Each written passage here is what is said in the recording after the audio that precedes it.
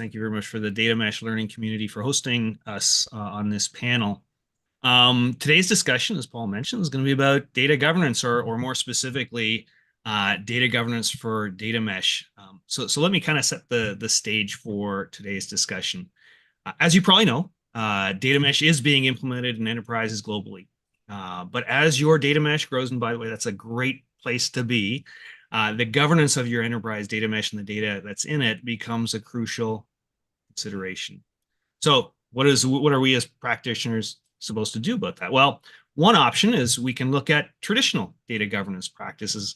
Now, by the way, when I say traditional, I don't necessarily mean anything's bad with that, but it does imply that it serves a current need. And data mesh, though, with its new, I would characterize as somewhat new, decentralized and federated approach, probably offers a bunch of new opportunities for data governance. So we clearly have data mesh principles that emphasize decentralized federation. But obviously, should data governance be centralized or federated? And if yes, how?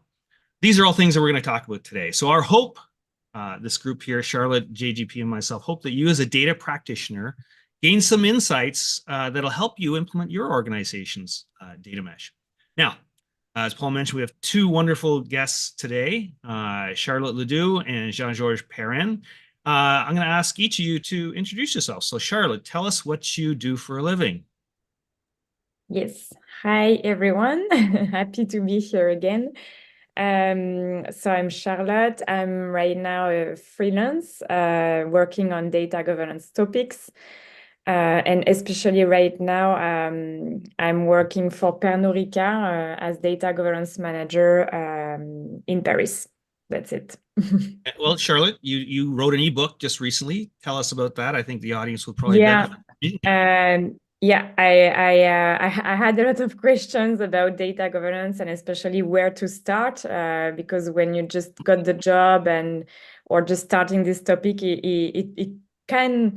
it can seem very complicated and very blurry and a lot of things to do. So I wrote a short ebook to help you to start your program, and I try to give some experience on my side in this ebook.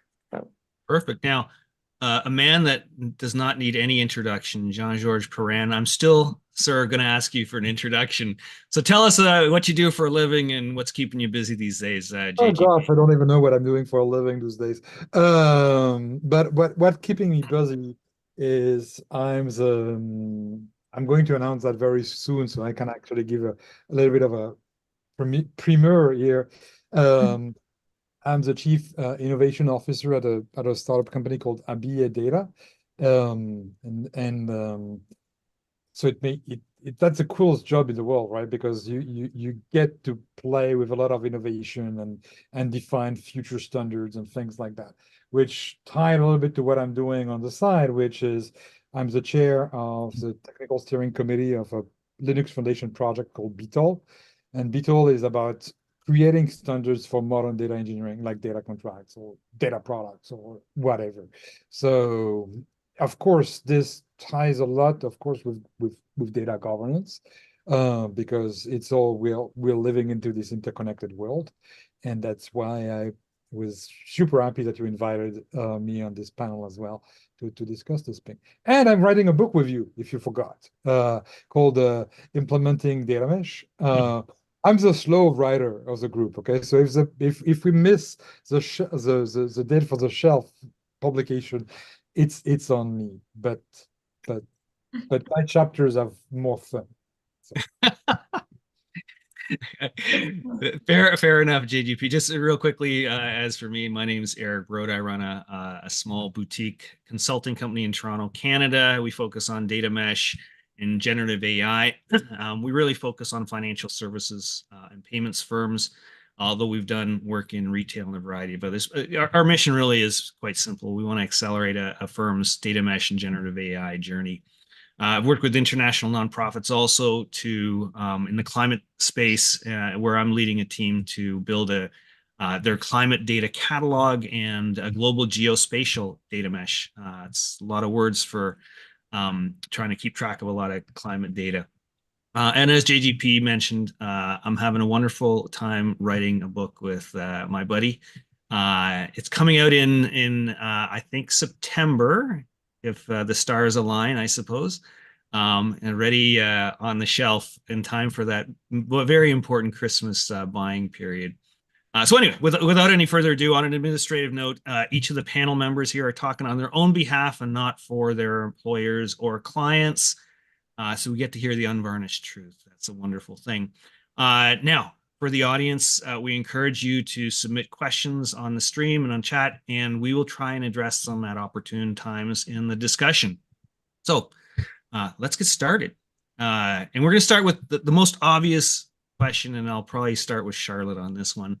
So you've written the ebook on data governance. What is data governance, and what are these data governance practices, just to set the level set for everybody? Yeah.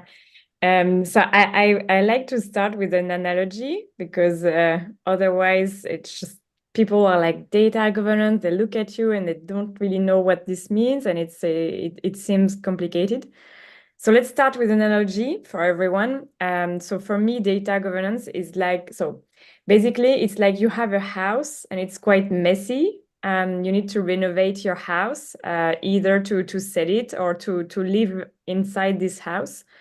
So what you will do, you will check what's in this house. So you will find all items. So that's the discovery part of what's in the house. Then you will try to think about what you are going to keep in the house, what you are going to sell. So basically, this is defining the policies for the different items of the house. And then you can do some categories as well for your items, like what's in the kitchen, what's in the living room. So this is basically the metadata and with the different categories. And then you can go along very far with this analogy. You can say, okay, which type of items can I rely on, which ones are safe. So this is also defining some kind of certification on the quality of your items. So yeah, I mean, overall, data governance is here to help you to live in a space where everything is in order correctly, and everyone can live together in a good way in the house. I love the analogy on the house. It actually resonates very well. I'm going to use that, by the way, with some of my clients. But Charlotte, now that we've kind of level set on the definition, what typical challenges do big organizations experience with data governance? So yeah, you're going to face many challenges, starting with defining your framework. So what would be the main pillars you want to tackle, and how? So mostly what we find usually is about defining some roles and responsibilities around data in the organization. You're going to have another topic about defining the policies, the guidelines on how to manage data. You will have the process around data between the different entities, who's doing what as well. And also you're going to have the tech enablers part, which is more about the different tooling you want to use to manage data, to put it in the right quality level. So that's mostly the main things you're going to face. And then each pillar is going to have its own challenges. But overall, I would say this framework is here to serve only one goal, which is how do you make data a valuable asset for the organization. Love it. I love it. So JGP, over to you now. In my experience, I've seen many centralized data governance teams. Is that a common practice? I mean, you were at many large enterprises, PayPal included in your past. Do you typically see centralized data governance teams? It's my experience. It's either they have a data governance team and it's centralized, or they don't have a data governance team.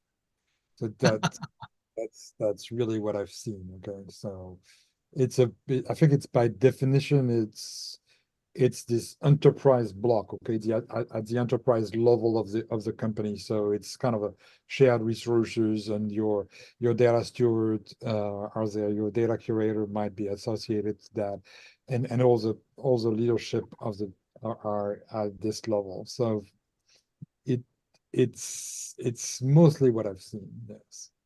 Charlotte, you've been around many organizations talking about data governance, helping them with data governance. The JGP's seen centralized. I've seen centralized. Is that the common practice in your with your experience? Yeah, I mean, usually it starts, so most of the organizations starts with centralized team, but right now where I am, it's a federated type of organization, which is really cool, but really hard as well. So. Okay, so that's the first time I've actually heard somebody that has actually worked in a federated data governance world. But let me come back to the centralized piece, and then I want to talk about, Charlotte, what works better in a federated model. But let's talk, JGP, back to you. Your experience with a centralized model. What works well, and what maybe doesn't work well in that model?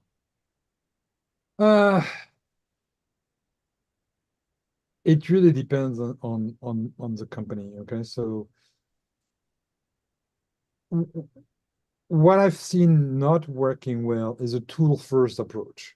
Like you buy a big vendor's tool. Okay, I'm not saying one, but you know, some tools from Belgium, for example, and you hope that there's going to be adoption, and that doesn't work. I've not experienced it working. What I've seen working is when there's a lot of education, a lot of explanation to do to the teams that why data governance is good. Okay, most of the data engineers and data users see data governance as a burden. So you've got to change this mindset. So when you've got a good leader or a great leader that can actually turn this into showing the benefit and showing that it's everybody's uh,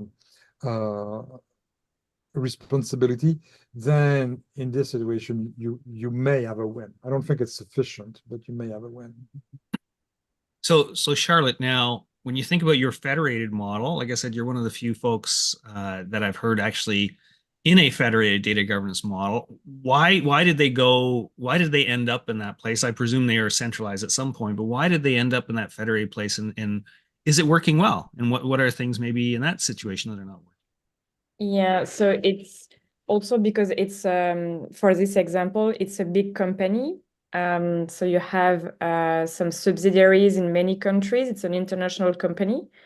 So basically, it's really hard to, if you do the central version, it's super hard to manage all the countries from a central point.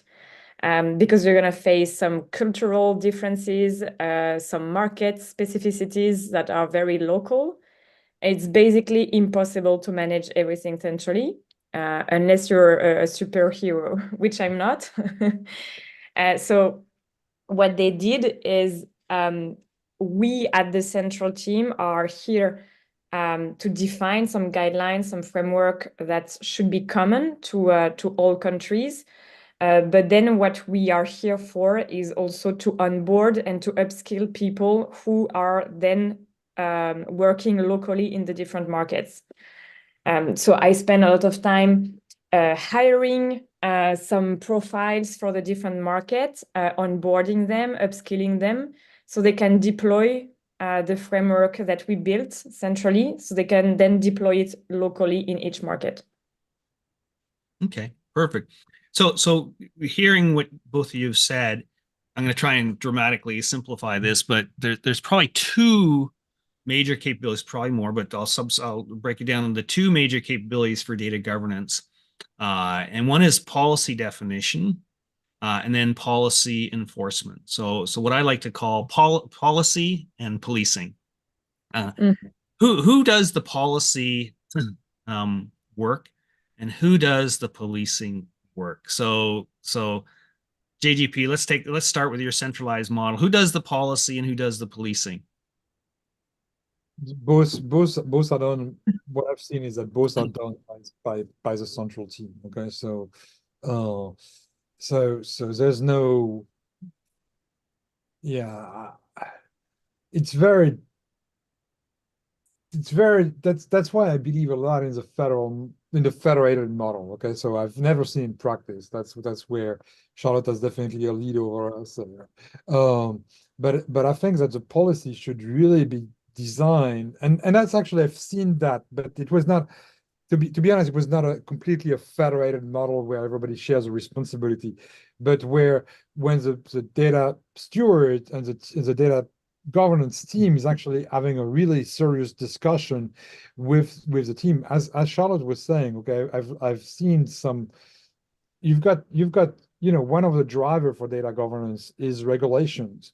So if you've got it's in Europe where Charlotte is, you've got 27 countries. Okay, so there's different layer of this regulation, like GDPR is the European level, for example. In the US, we've got a lot of different regulation as well. But when it comes to financial, for example, what I've seen is that you don't have the same rules, let's say in the US or in Australia. Okay, and if you're not aligning that, if you're not involving your local teams, that's failure. Okay, when you're thinking about healthcare, depending on the population and the type of work you're doing, you don't have the same policy as well. That's also where you need to involve the different teams to have different policies that adapt to the different use cases. Okay, so it's not straightforward, but if you've got a central thing, you're going to just make enemies. Now, so Charlotte, who does obviously I think you said the policy development is done centralized. How do they handle the policy enforcement or the policing in your federated model? Yeah, that's where it can get hard. It's so basically the local teams they receive the policy from the central team, and then they need to enforce it locally. But they need some resources to do that. Only one person locally cannot enforce policies in every systems, in every business area. So the idea is that also the central team is here to support with this convincing part, where you need to convince the top management locally that they need to recruit some resources. They could be data engineers, data quality analysts to enforce these policies. So this is the tricky part, is that you need to do this exercise to like you will present something to a VC to convince him. It's more or less the same. You need to convince them that they need more resources and they need to be on board. So that's also our role as central team, to make sure that locally they get the sponsorship and the required resources to do the policing. Okay, perfect. Now, I think at this point we've probably set the stage for how data governance is done today, typically centralized, maybe in a I'll call it federated light, Charlotte, where you have the regional aspect, regional groups actually taking care of some data governance capabilities. And what we found in each of these is the policy and the policing kind of blend together. Now I want to shift now into what does this mean for data mesh. So let's dig into data mesh a little bit. We know the principles. There's data products are the quantum, with you will, in a data mesh, and a data mesh effectively provides the way for these data quantums, these data products, to actually interact. But every data product has a boundary. Every data product has an owner. It's typically self-serve, and it has this thing called federated governance, which really means there's a bunch of stuff you can read it in Zamek's wonderful book, but effectively, I think the federated governance says something along the lines that the data product owner has a pretty significant responsibility for governing their data product. So how in a data mesh world with our data products and data owners, how do we apply these data mesh principles to data governance? Specifically, who does the policy stuff and who does the policing? So, JGP, let's start this time with you. That's an easy question, sure. Let's start. uh, so my experience, okay, and we unfortunately could, when you build data mesh and deploy it, you've got to set some priorities, okay? So of course, what I often say is the four principles that Jamak gave needs to move, along the same way or a similar way. You cannot just say, oh, I'm not going to do the federated computational governance because it's too complicated. You've got to go with it. You've got to bring some of it. And that's where when I would say our most successful implementation of a data mesh was, we brought it with us. Okay, so we didn't finalize up to what we wanted to be doing, but what the central team, okay, because you still have this central team even when you're in a federated topology. You want the central team, the central data governance team was one of the easiest to convince to be on board of the project, because they see that they cannot scale. The thing is, okay, am I going to have 2,000 data steward to make sure that everything is in place? Or am I going to make sure that this is part of the job that a data engineer and the data scientist, as it's part of his regular tasks? Okay, so that's where it became a little bit of an easy sell for them to say, hey, we're offsetting this burden from you, okay, to the data engineers and the data scientists that were consuming our data products. So who was doing the policing and who were doing the policies? The policies at this stage were still being done at the central level. Okay. The policing, however, was not completely switched to the people, but where it was getting to what Jamak is describing as policy as code, where the tool is in charge of the policy. So in a way, you design your policies, and the policing is being done in a federated way at the data quantum level. Okay, and reported back to both parties. Okay, to the central data governance team and to the owners of the data product / data quantum, because that was where we were going. So that absolutely resonates well with me. But if I were to paraphrase, there's a role for the central organization because they have a window into the myriad of rules, regulations across the entire business landscape, independent of regions, and that's their job. They pay attention to GDPR in the EU. They also pay attention to financial regulations in the United States. They have to have that global view and create the policies and standards that are required for the enterprise. But I think the thing that you mentioned is data mesh has a very strong opinion on how we can police, how we can actually enforce those policies. And it actually says, in line with the principles, that it's the data product owner's responsibility. And maybe it's the data engineers, the data scientists, or even governance specialists, who knows, on their data product team that actually has that. So, Charlotte, over to you. Is this something that resonates to you as a data governance specialist? Is this something, as JGP mentioned, a centralized governance team would like this because we shift the burden to those that are closest to the actual data, perhaps? What's your thoughts on that? Yeah, very good point to make sure progressively the domain teams are more autonomous and that they can carry this enforcement of policies, for sure. I think at first, I mean, in traditional data governance, what we used to do is to define data domains.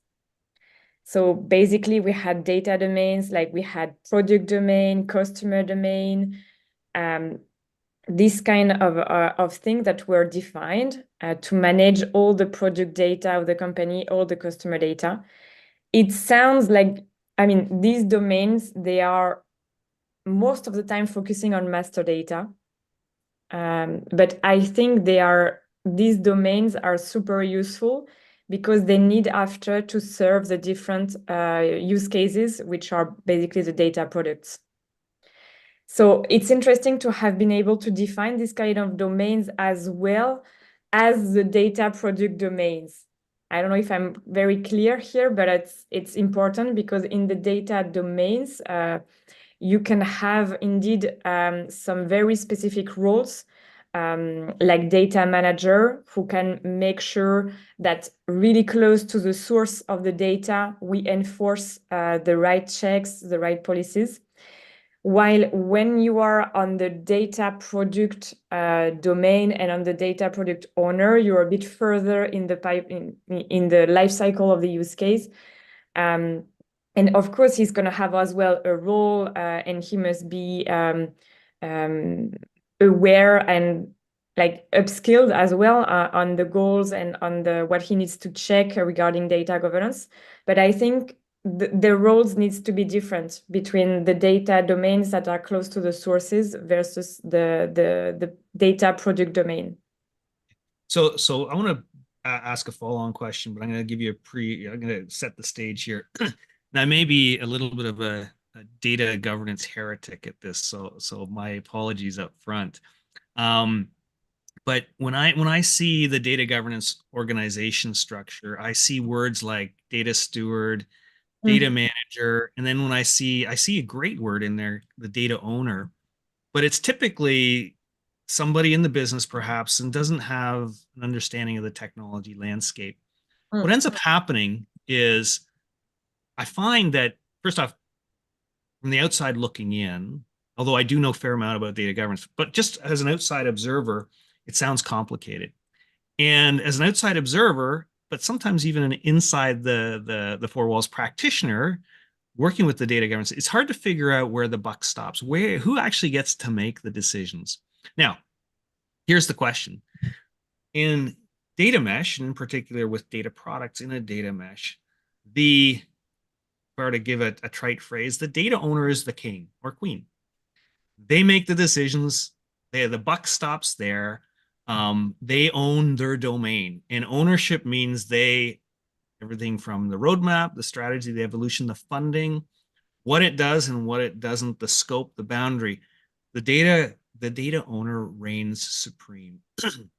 So what does that mean? How does a traditional governance organization where we have a lot of these roles, and we translate that into the data mesh world, the data where effectively there's one owner for data governance, one owner for the data product. They're one and the same. And they may delegate it, but it's delegated locally within the data product.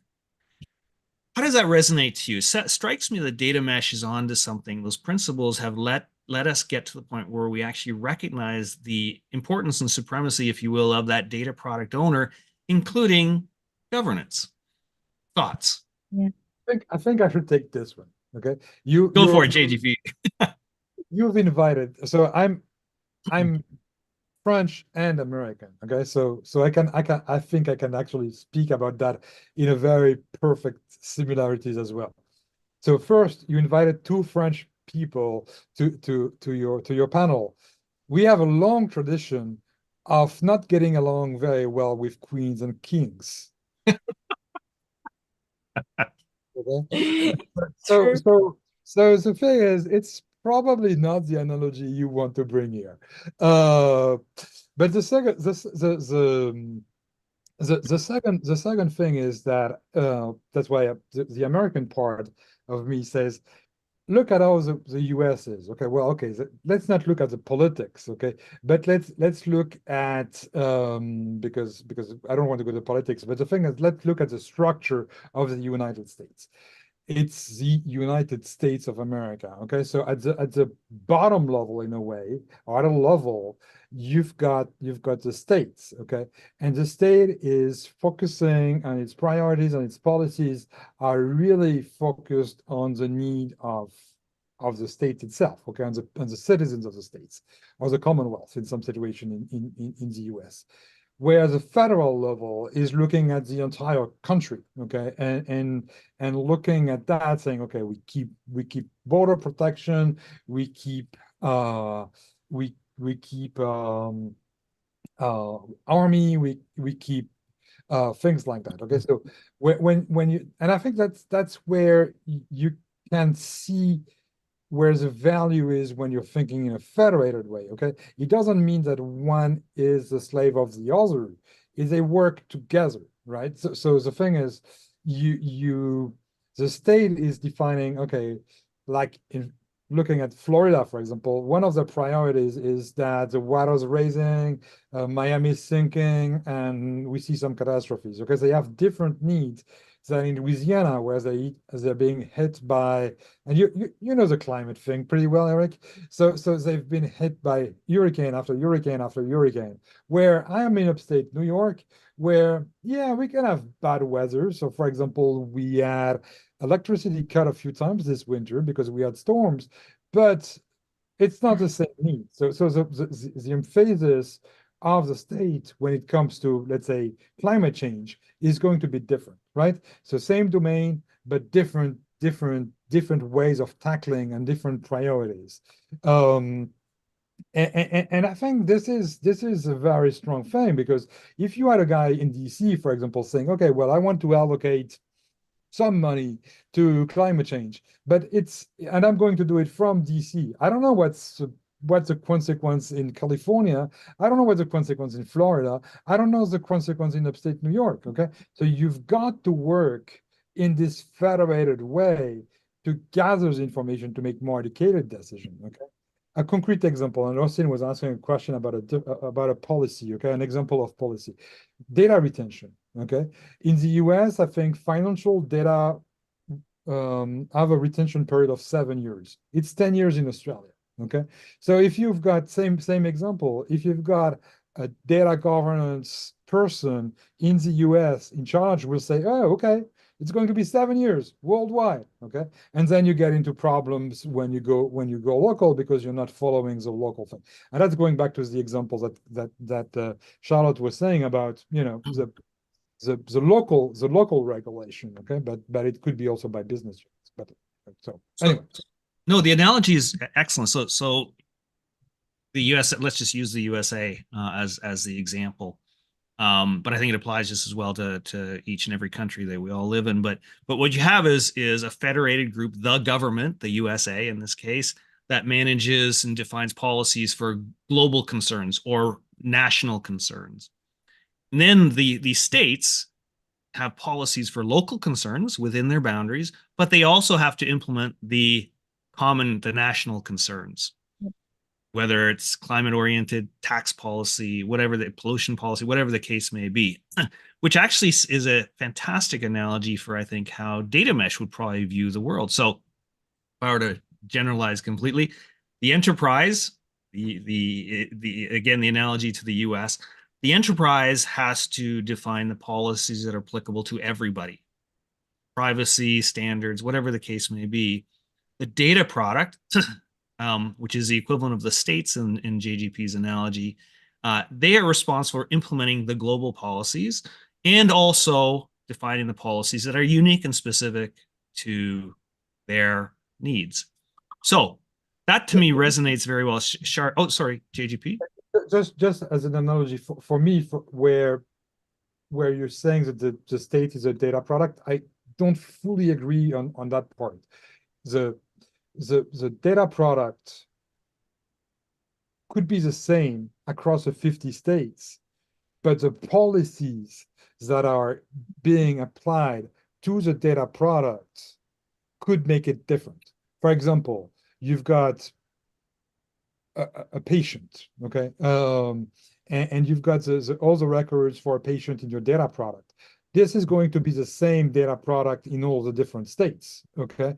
But in California, you will have a little layering of CCPA, okay, that will change a little bit this dealing, but intrinsically, it's still this, for me, it's still the same data product, okay? No, I think that's a very good distinction. So, I don't know if the analogy starts to break down, but I get the fact that there's some common data products that apply to everybody and should be accessible and used. So I want to now I want to talk a little bit about the actual responsibilities of this data product owner, whether they're the federated version or the data product, the state version, if you will. So Charlotte, data mesh emphasizes, among other things, data mesh brings agile practices to data. But importantly, data mesh emphasizes local autonomy. And they emphasize the local autonomy of the data product and their own data product owner. So when we look at governance, what are the responsibilities that the data product owner actually has? Yeah, so I think it's in a federated model, again, you can imagine that the different data product owners can have some specific committees and moments to discuss the common policies that are proposed by the central team. So they need to make sure they're aligned with that, validate, and then guarantee the fact that it is actually these policies are actually respected within their data product. So to me, that's their number one role. Also, what I see in this role would be some kind of a coaching role as well, in the fact that this person must be quite, driving adoption around data governance, around why we need to take care of data, why it's important when you entry manual stuff to not mess it up. So I think it's also his role to make sure that within his team, everyone is on board, aware, and adopts the data governance mindset. Okay, perfect. So we have some questions from the audience. I think this is a perfect time to interject. So one, I'll start with one that came from Paul, actually. This one I'm going to put to JGP. So for obvious reasons, JGP with the BITOL project, the Open Data Contract Standard, data contracts obviously play a role in data governance. But for the audience, tell us how they overlap and how do they mix and match? So obviously you can do data governance without data contracts. Okay, so that's a given. What value will it add to having data contracts is that data contracts have a wealth of information in them. Okay, you've got, obviously people think, oh, there's a schema, but there's also all the SLAs, all the definition. One of the things we have in the ODCS, the Open Data Contract Standard, is what we call authoritative links, which are actually linking fields or tables to or any entity to their definition in an external repository like Collibra, for example, so or GitHub. So you've got this richness of information that can be used, for example, to define lineage. Okay, so when you've got all this information in one place, if you consider this as your source of metadata, of your source of truth for metadata, then you can leverage this part into your data governance as an asset. And as for me, the responsibility of the data product owner is to keep the data contract done. Okay. This is one feed of information that is going towards your data governance or your enterprise data governance. So it's kind of the vehicle. I would say it's almost a preferred vehicle for sharing data governance information within the enterprise. Perfect. I love it. I'm going to come back to data contracts in a minute, but I want to take a question from Robert Pattaccini. Hopefully I got the name right. My apologies if I mess it up. So this is a question from Robert. Apart from regulation, from your experience, how do you sell data governance? And in particular, how do you sell data mesh governance, Charlotte? Tell us your perspective and then JGP. Very good one. So yeah, you need to find the drivers. Yeah, and you're right. So, a lot of the time it's about regulation and compliance, because it's a easy way to scare the top management when you say, okay, you risk to pay millions if you don't comply. So that's an easy one for sure. But apart from that, you can find some like stories around some AI project or data analytics projects who went really bad because of bad data quality, for example. So it can be a failure, or like people are just spending a huge amount of time on just data cleaning because nothing is going well from the data collection to the data preparation. So that's also another way. And then I would say maybe this one is more about like efficiency. You want to be more efficient operationally to perform some projects. But also another way, another driver that you could take is the one from the business decisions. Meaning you could collect some needs they might have to take better decisions. They might need to gather an external source of data, or that would be super useful for them in a dashboard to take some decisions. And that could be also a good driver for data governance, because you're going to have the business supporting it from day one. Yeah, I like that answer. So we're to paraphrase. You can do data governance, sell it after the fact, after you've been in the news for some data security gap. That typically comes with multi-billion-dollar market cap loss and typically the resignation of several executives. So that's one way, not the right way, perhaps. The other way is we can be proactive. So things that I heard is we sell it based off of the additional quality, to JGP's point around contracts. And as we all know, if you're going anywhere near generative AI, data quality is the precursor to getting good outputs from your large language models. But I would say the simple truth of the matter is if you're proactive and inject data quality into the process, then your BI reports that communicate your sales.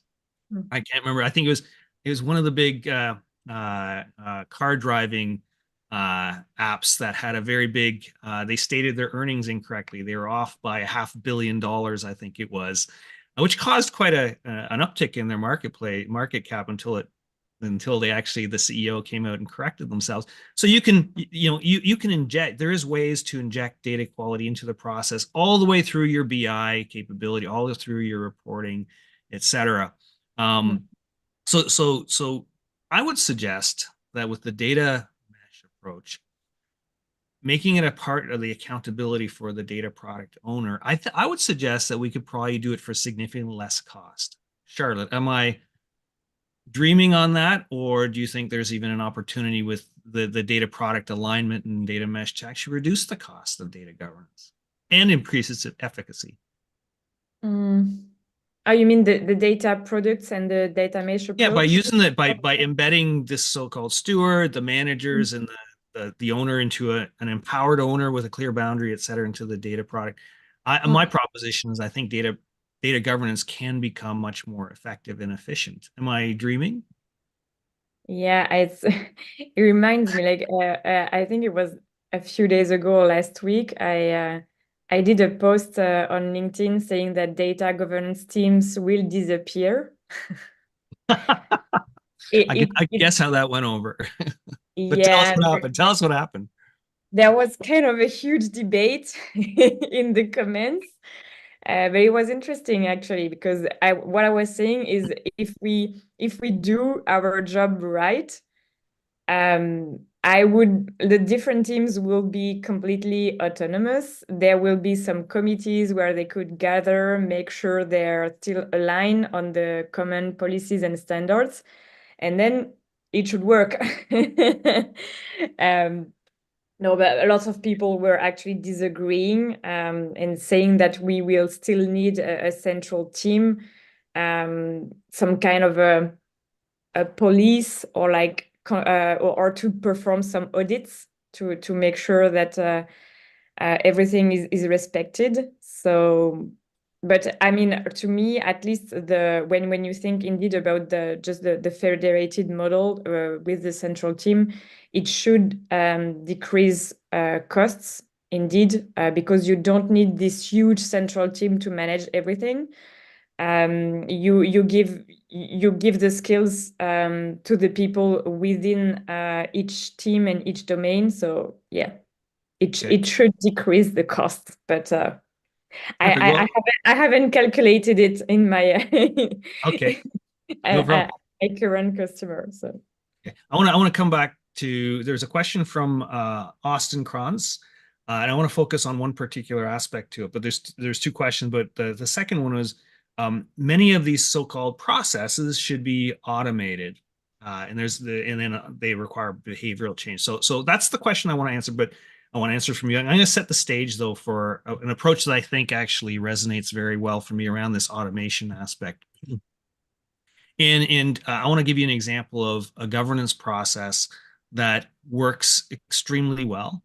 And every single one of us, just as a result of our daily lives, probably feel the benefits of that governance process.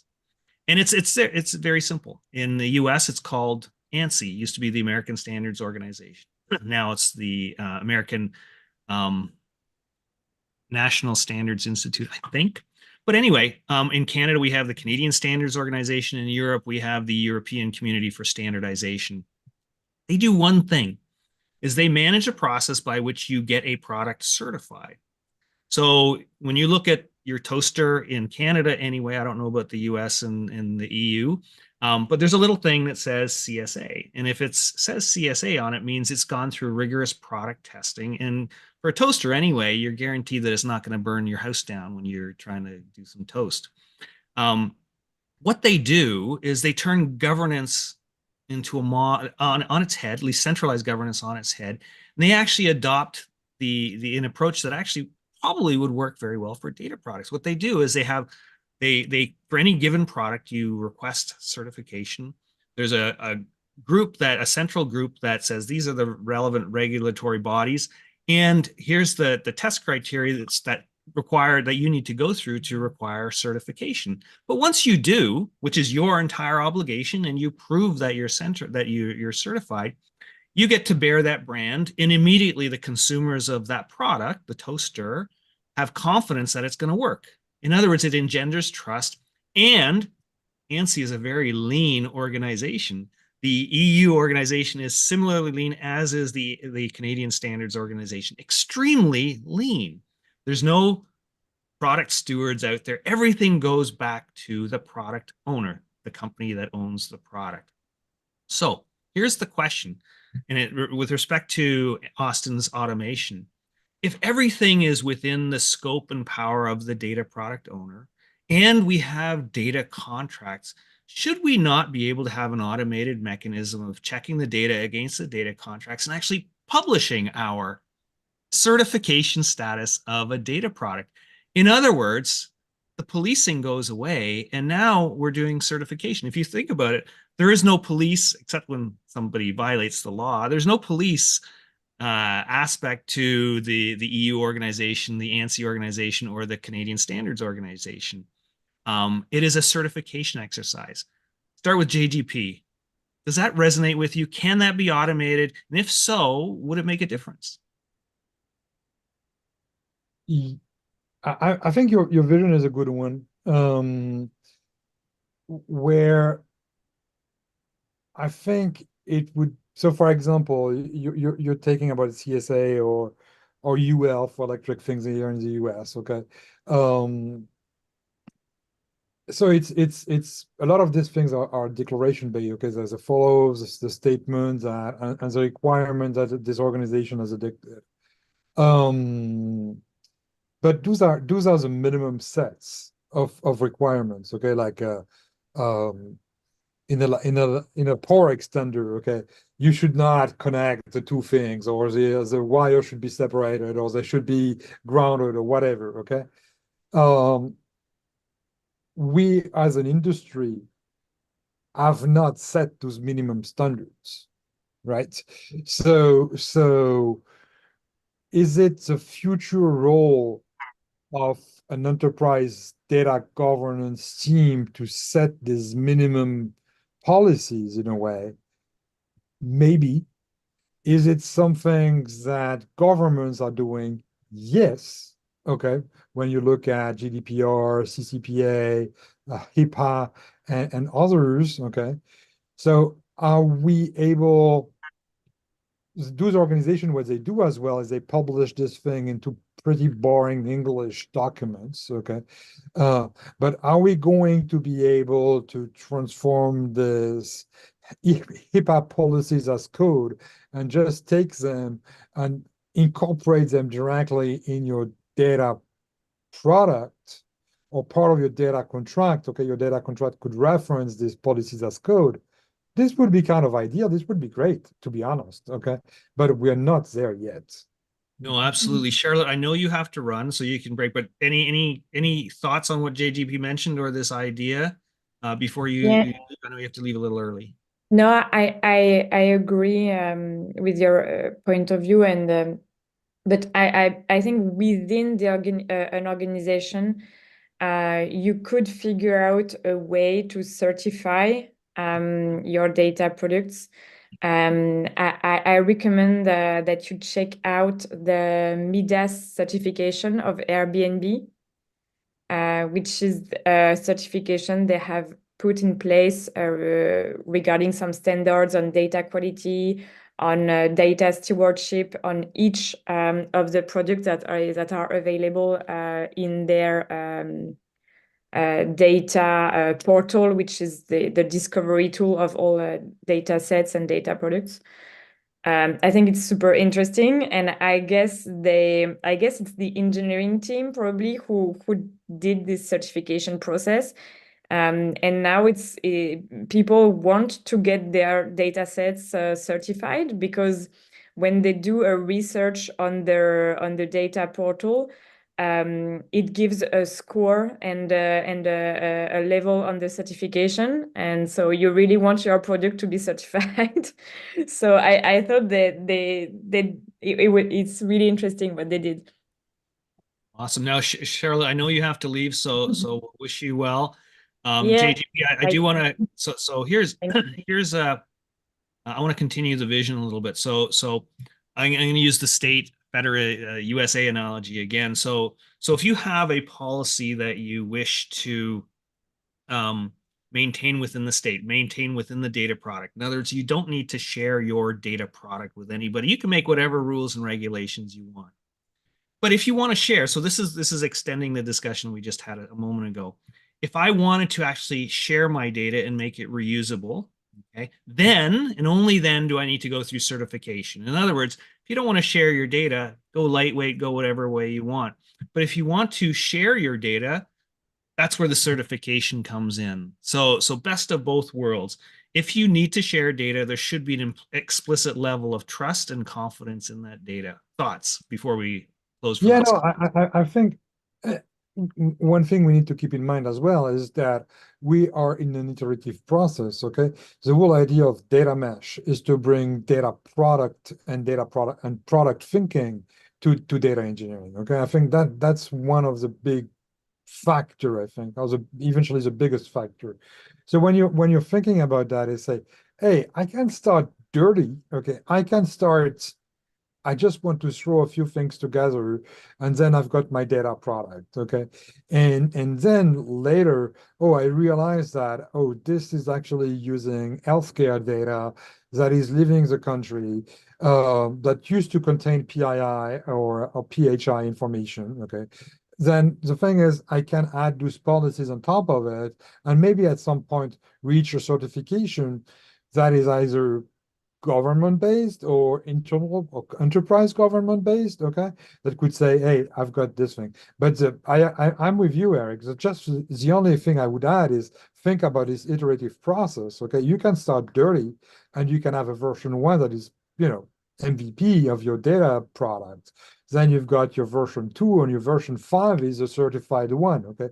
Like the state of the art, that was one flashy in the with all the champagne that goes with it.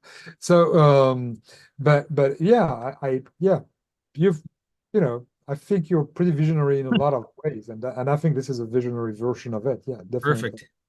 And by the way, you'll see some of that in the book. Little quick plug. So we are done our time. We have actually 1 minute for me to wrap up. So here's a few things that I would suggest is we did not get to all the questions from the audience. Audience, please go to our Slack channel, the Data Mesh Learning Community Slack. Put the stuff there. I will answer them. JGPs, the data mesh learning MVPs will find a way to, but there's also an 8,000 member community that can answer your questions. So please do that. Now, first off, I want to say thank you to the audience. We're at time. I'm hoping that you got a little bit of understanding what traditional data governance is, and you saw that the data mesh principles are not just words on a page. They're actually implementable. When you combine them with things like data contracts or a certification perspective, all of a sudden magic can happen. I think you can start to see that, as JGP mentioned, we bring agile to data engineering, or and make things faster, better, cheaper, if you will. And data governance is one of those things that we can have a distinct impact with our principles and applying them in the way that we mentioned around the whole idea around data products and the capability they're embedded within that. There's a huge opportunity for data governance. I'm hoping that's what you got out of this discussion. And once again, thank you very much for your time and participation. And with that, we'll call it a day. Bye now. Yeah, and don't forget, you can listen to more of Eric and myself, and I have a fireside chat with Jean-Marc next week for AI on Pi Day. Okay, and Eric has 2 great talks: AI on Pi Day, 24 hours of AI on data, organized by a nonprofit. I'm part of the board. So yeah, that's, if you're not fed up with us, see you next week. Bye now.